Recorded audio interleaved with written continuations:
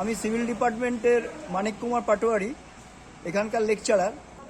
আমি প্রত্যেকটা স্টুডেন্ট, প্রত্যেকটা এক্স স্টুডেন্ট, কারেন্ট স্টুডেন্ট, শিক্ষক শিক্ষিকা এবং শিক্ষাকর্মীদের আবেদন জানাচ্ছি যে তারা যেন অবশ্যই আগামী 13ই এপ্রিল রবিবার রিইউনিয়নের আগামী এই যে 10তম রিইউনিয়ন যে ফেস্টিভ্যাল, সেই রিইউনিয়ন ফেস্টিভ্যালে সবাই যেন উপস্থিত হয়।